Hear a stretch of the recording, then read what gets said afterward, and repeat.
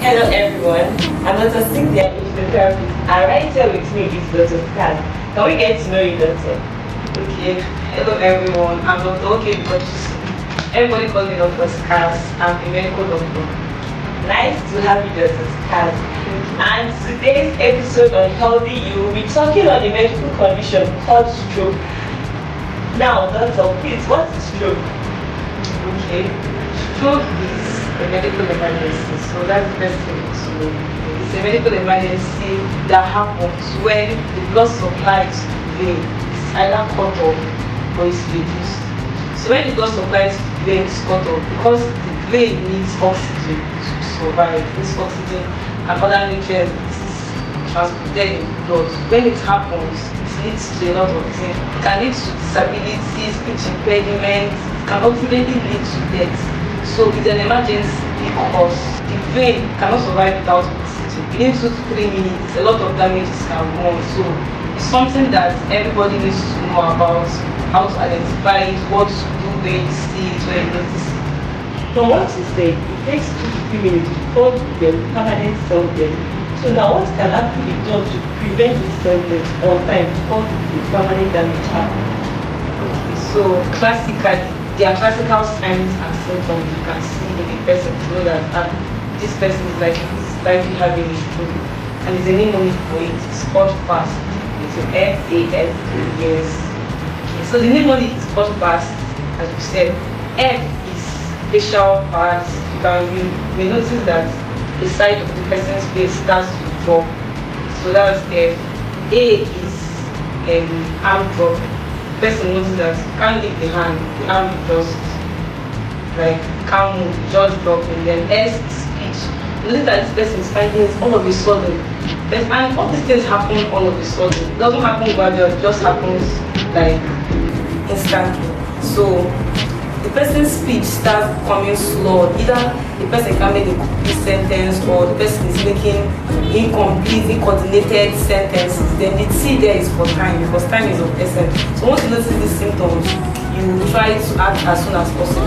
But there are other symptoms that, apart from this classical one, which is fast, there are other symptoms that sometimes are peculiar to women in particular. So there is imbalance. It's hard for the person to coordinate his or her step, there's nausea and vomiting, there's dizziness, there's severe headache, and yes. So these are the symptoms that once you notice, you should do something with them. That all happen at once. Someone having both the facial dropping and the dizziness and the headache, does it all happen at once? Or are there some that comes first, then others come later? I don't think it can happen at once. These symptoms depend on the part of the brain that is affected. It depends on the person that was affected. It just depends. Someone can present with one side of the face dropping and you notice that this person is not able to speak well at the same time. Or someone can be having blurry vision and having severe headache too at the same time. So I can't say that there's one that comes first or one that comes last. So it just depends on what is happening in the person's brain at that particular moment. Because it's good we make it clear. So if I see symptoms like dizziness, headache, you should give me an emergency response to my brain to go and see a doctor that maybe something like stroke really happening. Yes, for that, not the dizziness part, because anybody can get dizzy. Maybe from hypoglycemia, maybe you're not eating throughout the day and you're walking, you can get dizzy from that. But those classical symptoms, the fast are the major ones that when you see, your mind should start going towards that immediately. Okay, so now when it comes to risk factors of having a stroke, now risk factors are just basically things that a person can have that can predispose the person to having a stroke. Yeah, so when it comes to risk factors, generally, women are more at risk of having stroke because there are some things like pregnancy, postpartum period, that pregnancy. Now after you deliver, that period is called postpartum. So pregnancy, postpartum, and menopause. These aspects in the woman's life, time in the woman's life can make her more likely to have a stroke if it is not well managed. Yes, also there are some hormonal drugs, like if a woman is on contraceptive pills in particular have a very high risk of causing stroke in women. So it's very important to know that. Another very important risk factor when it comes to women is oral contraceptive pill. Yeah, that women like oral contraceptive, not just any contraceptive, because contraceptive is anything you take to prevent pregnancy. So all contraceptive pills have a very high risk of stroke. Can you clarify by what you mean by contraceptives? Because I know both married or married persons, ladies, they take this contraceptive. So does it mean that anybody that takes this contraceptive pills are prone to having stroke? No, because it's a risk factor. You know, risk factors. Someone can actually be on a combined oral contraceptive pill and not come down with a stroke. So it's still a probability, but the contraceptive pill that we are very interested in is the combined oral contraceptive pill. Because when it comes to oral contraceptive pill, there are a lot, but the one that has a higher risk of stroke is the combined one. So is there any way we can get to know some of these contraceptive pills that can cause stroke? Is there any way we can identify them and get to know them, or is it just any contraceptives being combined together? Okay, now the thing is, when it comes to contraception and taking any method of contraception, it's very important that you meet a doctor. You get, like, meeting a doctor helps you to know what contraceptive option is best suited for you. So over-the-counter medication is over-the-counter medication is not advised at all, because someone that you can imagine someone that has a family history of high blood pressure, or a woman that has high blood pressure wants to make a contraception option and is going for oral combined contraceptive pill. So you can see that it's not really. Now, is there any difference between the combined oral contraceptives and normal contraceptives that people normally go to buy over the counter? Yes, there is. Most times, those ones purchased over the counter, most times it's emergency contraceptive, like the one we know around us, like posturecorrection. It is an oral contraceptive pill, but it is not a combined oral contraceptive pill. No, it does not. But it's advised that whenever if you want to get into anything contraceptive, better to see a doctor and get advice. The doctor can know your full history and medical condition, then will suggest the contraception. That's the emergency contraceptives. They don't have the tendency to make someone to have stroke. So, but the ones that are taking for a long period of time. Yeah, that's the combined oral contraceptive. They're just taking over 21 days. Yeah. Okay, so now from what you're saying, that means stroke is not just peculiar to just old people now. So younger ladies, younger women can also have stroke because of the contraceptives they are taking. Yes, actually stroke, as we used to know it, was a disease of old people, but now it's no longer like that because of many things. So a woman can come down with stroke because of those stages I talked about: pregnancy, postpartum, menopause. So even younger people who are not women too can come down with stroke. So it is no longer really a disease of old age. Wow, that's a lot of risk factors. Yeah. Wow. So now how can this be prevented, and like what are the preventive measures of one supposed to take to prevent stroke? Okay, so the truth of the matter is that stroke is actually very preventable. There are a lot of things we can do to prevent stroke, especially in our society today, lifestyle changes. But I think the first thing we should talk about is if one notices that you're hypertensive or have any of those risk factors that I mentioned, maybe if you're hypertensive, you're diabetic. Hypertensive is the most important thing. It is very important for you to be compliant with your medication. Because what we see in our environment is that when someone comes down with hypertension, the person takes their medication after 1 week, because blood pressure has normalized, the person leaves it and stops taking it. There is a need of being consistent. Yes, the truth of the matter is that if you are hypertensive, you would have to be on your BP medication for life.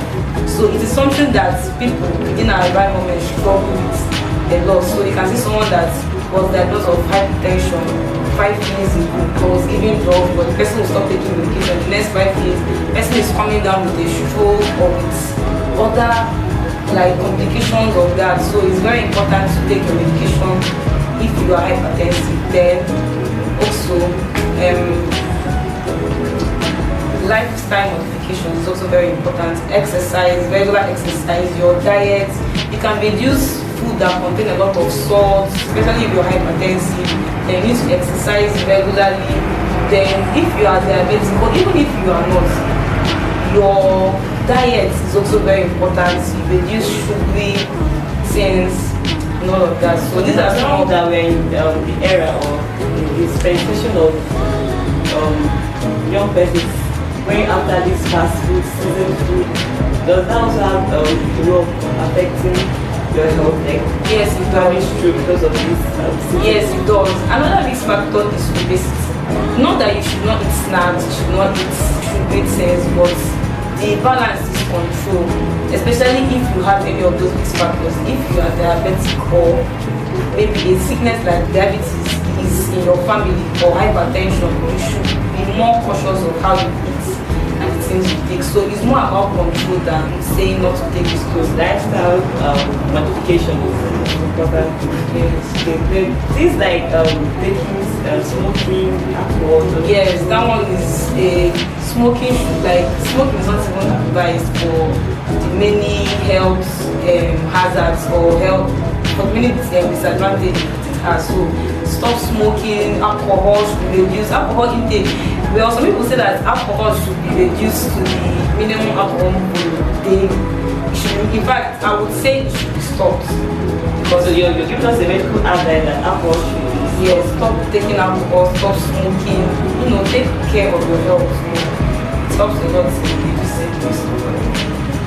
Now, let's say someone is being diagnosed with stroke. I have two questions. One, is it curable? Can it be cured? Then, second question, what are the approaches the person is supposed to take to make sure that this stroke is being managed?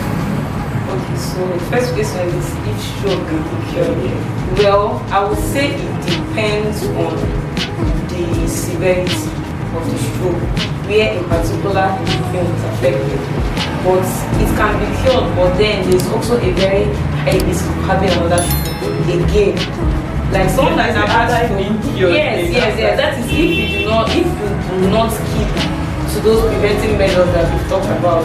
So yes, stroke can be cured depending on what part of the brain was affected basically.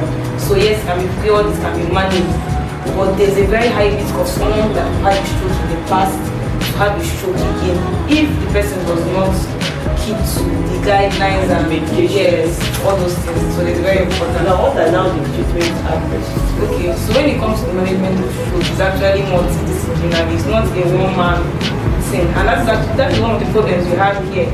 It is not just the medical doctors that are in charge of the management. It can involve the cardiologists, it can involve the neurologists, the speech therapists. Because if you remember the symptoms we talked about earlier, that's the fast symptoms. You see that speech can also be affected. Then disability. In fact, paralysis. Most people can come down with paralysis of a part of their body, and they will not just miraculously become better.